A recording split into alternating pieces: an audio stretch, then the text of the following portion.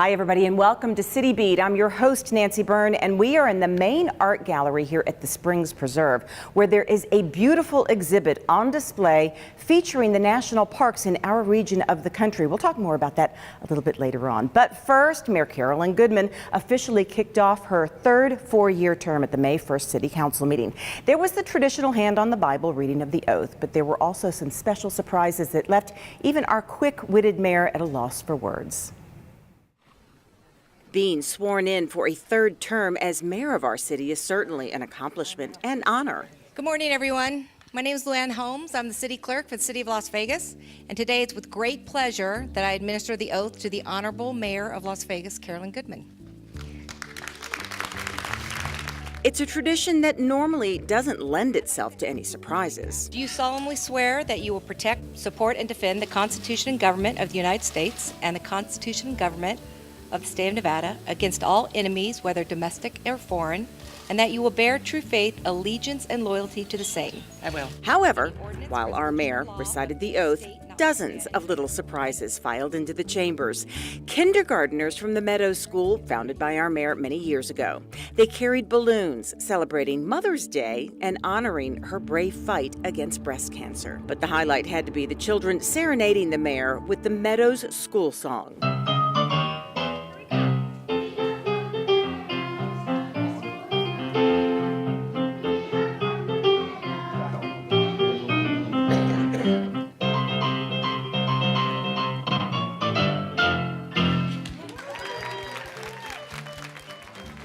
The school also presented her with photos signed by all 850 students wishing her well, and a plaque honoring both Mayors Goodman.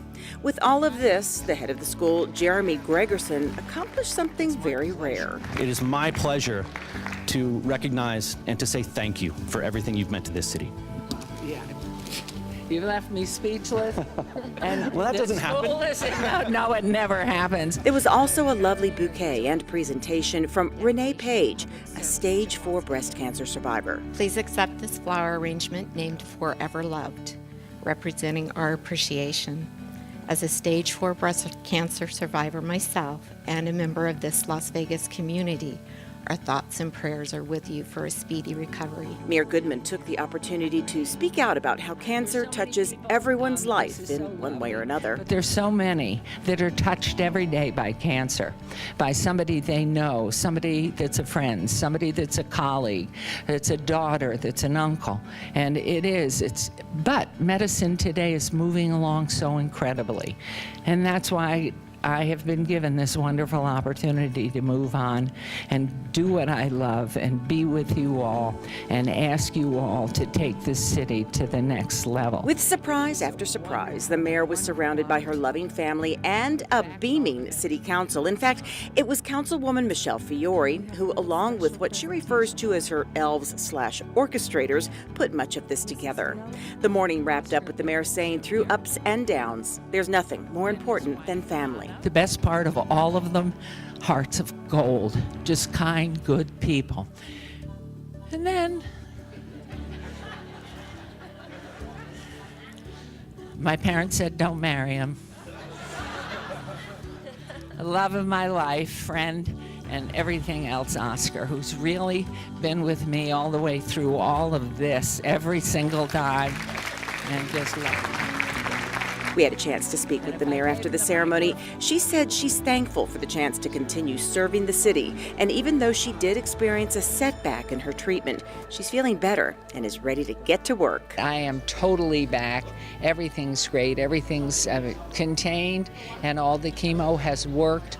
The doctors at Comprehensive, what a great group. We have some wonderful, wonderful physicians in town and groups, but Comprehensive was just beyond what I could dream of, and just walked me through this all so easily, and I'm a very lucky lady. Morning, everyone. The May 1st, 2019 meeting of the City Council is called to order. Her recovery is the answer to a lot of prayers by many who believe we are the lucky ones to have her back. Congratulations, Mayor Carolyn Goodman. Well, it was a long time coming, but it is here and open to the public, talking about the East Las Vegas Library. The grand opening ceremony was held April 25th. And when you take a look at what's behind those doors, you'll see why many people feel it was worth the wait. It's more than 41,000 square feet in size. It has everything needed to enrich the lives of the thousands of residents nearby, many of whom are students in the 14 elementary schools, 2 middle schools, and 3 high schools. From books to computers to television and music labs where they can get creative. This new East Las Vegas Library was a long time coming, but many say it exceeds expectations. Felipe Ortez of the Library Board of Trustees kicked off the ceremony marking its grand opening. It is my great pleasure to welcome each and every one of you today to the grand opening ceremony of the new East Las Vegas Library, located right here in the heart of East Las Vegas. So many dignitaries were on hand in the standing room only tented area. So many who had a hand in making this 25-year-old dream a reality, including Las Vegas City Councilman Bob Coffin, Clark County Commissioner Lawrence Weekly, State Assemblywoman Shannon Bilbray Axelrod, and U.S. Senator Catherine Cortez Masto. She stressed how the computer and Wi-Fi access alone will benefit thousands of Clark County residents, for whom the public library is their only access to the internet. You may not know this, but a recent U.S. Census Bureau study found that 1 in 5 Clark County residents have no internet subscription due to a lack of reliable and cost-effective internet services. Now, without effective and access to free internet services like those provided by the East Las Vegas Library, students and families struggle to submit homework assignments, find jobs, manage their money, and keep in touch with loved ones. So when you think of libraries, you can now imagine more than books. For many, it's a way to be on a level playing field when it comes to information, education, and communication. So this was one ribbon cutting that truly opens the way for children, students, and families to have access to what they need to improve their lives.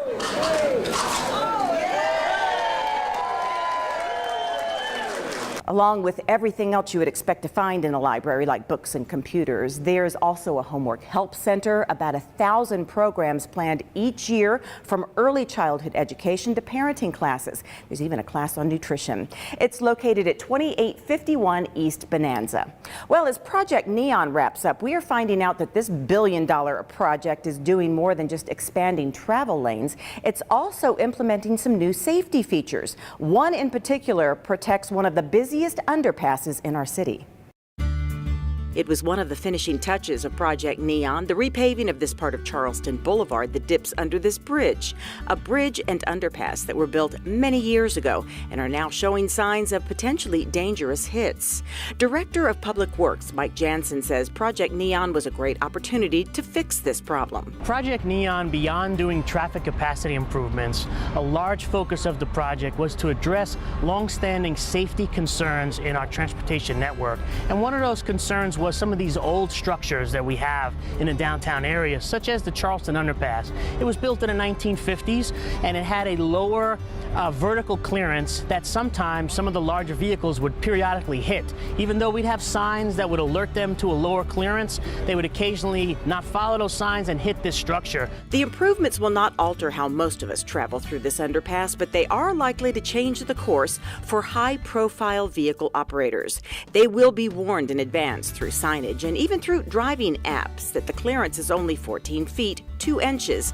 And if they don't find an alternative route and attempt to take anything taller through here, this ram bar will stop them. We were able to have NDOT incorporate what we call a safety ram bar. And what that basically does is, through a series of signs, markings, if a driver of a large truck happens to miss the signs, miss the markings, this bar will stop that truck from actually reaching that bridge, and it'll save the structure from any type of significant damage.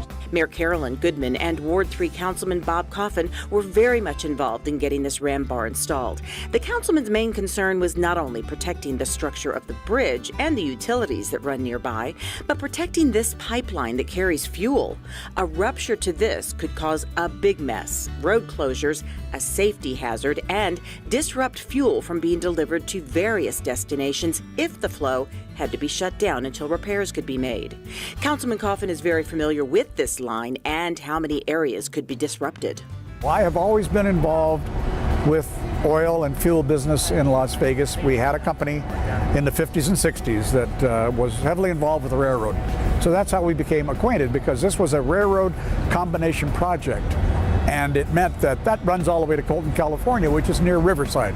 Councilman Coffin says it took years to get this accomplished because there were many entities involved, making it difficult to figure out exactly who should take ownership. We've been harping on this for 8 years, but there were too many agencies involved to establish responsibility. The pipeline company, the railroad company, NDOT, RTC, City of Las Vegas. It's very hard to get everybody together and decide to pay for something, and nobody wants to touch something if it's not their ownership.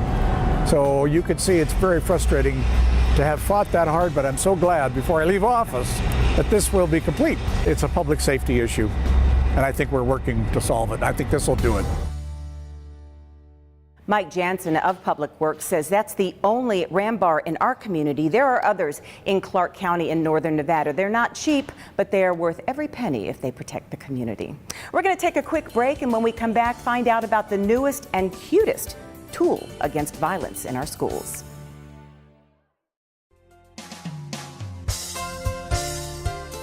Congratulations to Nick Gonzalez, the City of Las Vegas Employee of the Month. Nick is a code enforcement officer in our planning department. In October of 2018, he was inspecting a vacant building in the downtown area when he came across an incapacitated person in that building. Nick immediately called the city marshals to get medical attention for this person. Medics arrived and were able to save the person's life, thanks to Nick's quick reaction. Our code enforcement officers have a tough job. They are out in the community and are sometimes placed in dangerous situations as they inspect vacant properties and ensure that all properties are up to code and safe. For going above and beyond the call of duty on the job, we say congratulations to Nick Gonzalez, the City of Las Vegas Employee of the Month.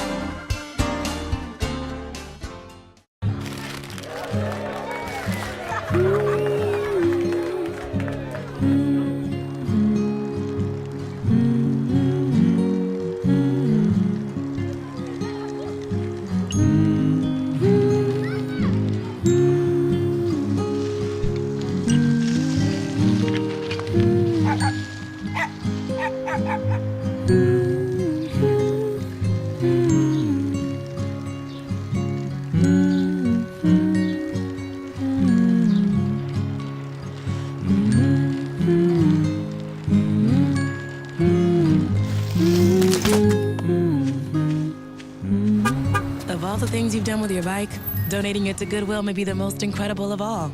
Your donations help fund job placement and training for people in your community, which means your stuff can be more powerful than you think. Donate stuff, create jobs.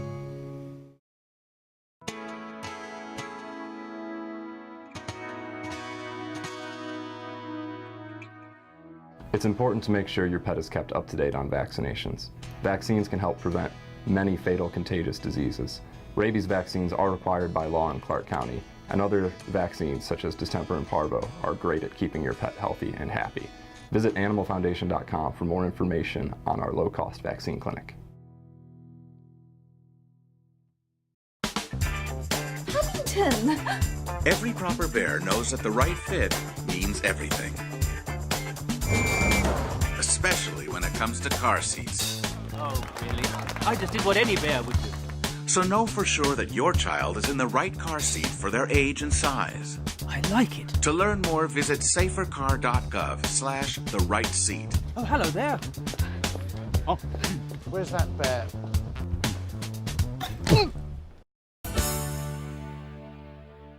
Welcome back to City Beat from the main art gallery here at the Springs Preserve. Well, the Clark County School District recently welcomed 4 new officers. These officers are furry and have 4 legs. That's right, we have 4 new canine officers that are patrolling our school district. Sue Levitt shows us how they're keeping students safe. Meet Jack. He's one of the newest police officers for the Clark County School District, and today he's eager to get to work. We have absolutely adored it. Come here, Jack. Come here, buddy. Jack's avoiding you. Come here. Oh. They do such an important job, but they're just amazing dogs. So we actually love having them on campus all the time. The dogs are pretty popular here on the Clark High School campus, but they're not here to make friends. Jack. Jack is focused on his work sniffing out these halls to see if any lockers contain guns. We're having a lot of problems with firearms in schools, so our first priority is kid safety, so we brought the dogs in to locate and find firearms. The dogs are trained to sense the smell of bullets inside the guns, so we planted 3 different guns in this empty classroom to see how the dogs do. Ziggy is Officer Harris's partner. He's a little more laid back than Jack, but still shares the same important goal. So there's definitely a change of behavior there. I'm noticing it. He's going to get as close to source.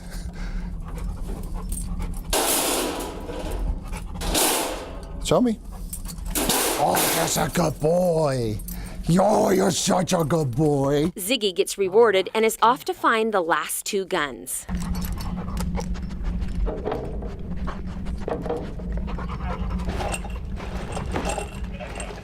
Oh, that's a good boy. Yes. If there's any type of threats of a gun, our dog teams are going to respond to those calls. Success-wise, though, we've already had some of our dogs locate some firearms. So we've had 5 gun detections, sadly, since January to now, and one of those locations was here at Clark High School. It really does make our kids feel better knowing, too, that we've invested in their safety by bringing this program into the school district. Jack and Ziggy were sworn in back in January, along with their gun-sniffing canine friends, King and Alfie. All 4 dogs roam school hallways around the district to help protect kids. I think it's such important work. Safety is such an issue, not just in our district, but across the country. I think Clark County School District has totally stepped up in putting this program together. I hope we can grow the program as we move forward. It's such a big district with so many schools. These 4 babies are probably working so hard. So I really hope it's a program that we can grow. And as a school, we have absolutely supported them, not only letting them into our school, but monetarily. So I hope other schools in the district actually get a chance to meet these dogs and can support the program as well. For City Beat, I'm Sue Levitt. The dogs will do random sweeps at all of the schools. Now, they're not allowed to search students. They can only search in the buildings, like the lockers, and out in the parking lot. They can search the cars. We are the only school district in the nation that uses dogs that are specifically trained to search for weapons. Thank you, Sue Levitt, for that story. I know you loved every minute of it. Well, as we mentioned earlier, we are at the Springs Preserve where our city was born. So this is the perfect place to tell you about a new documentary coming out May 15th, our city's birthday, about Las Vegas, the early years. The Mojave Desert is the hottest part of America. But in this remote area, a small group of determined people built a town. There have been countless documentaries, movies, and TV shows about Las Vegas, but this production, The City of Las Vegas, The Early Years, reveals an era in our history that is seldom explored. And that is the very reason the Commission for the Las Vegas Centennial Committee wanted it produced.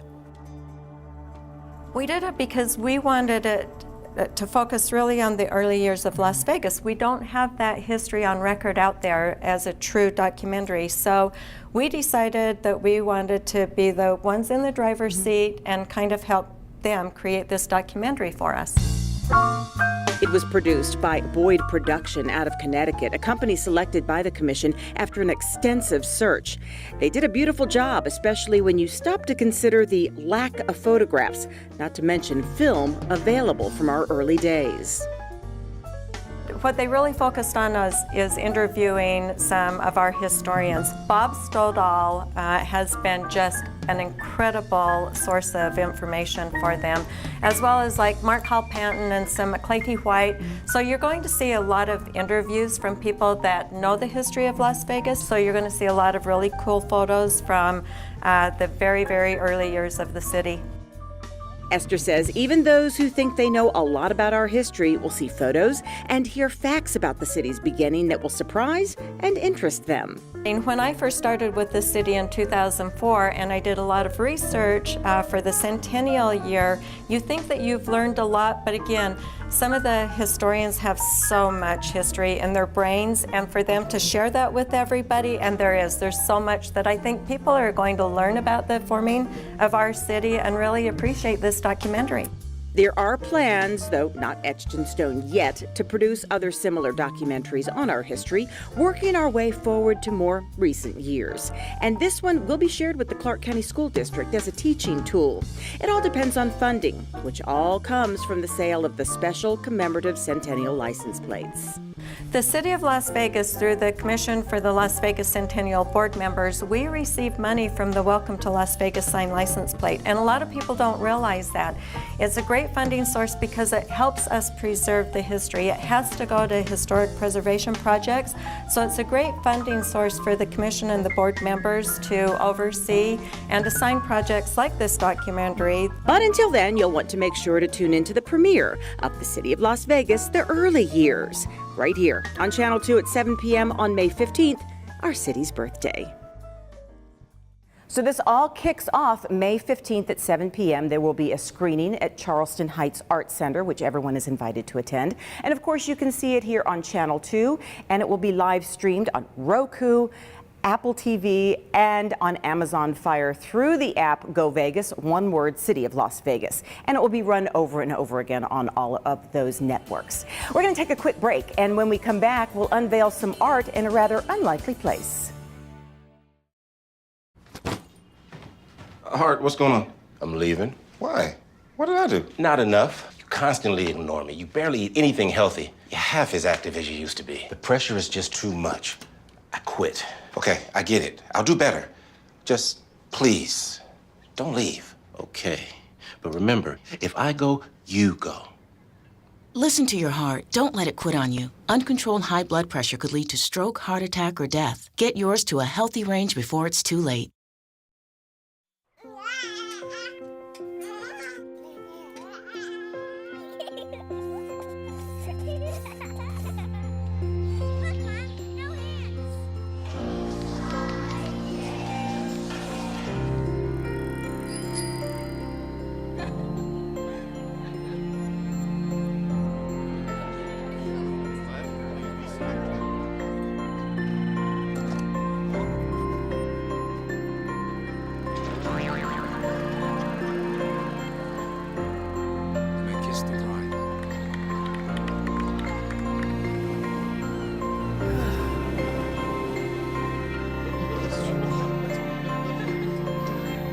A full life, measured in seats, starts with the right ones early on. Car crashes are a leading killer of children 1 to 13. Learn how to prevent deaths and injuries by using the right car seat for your child's age and size.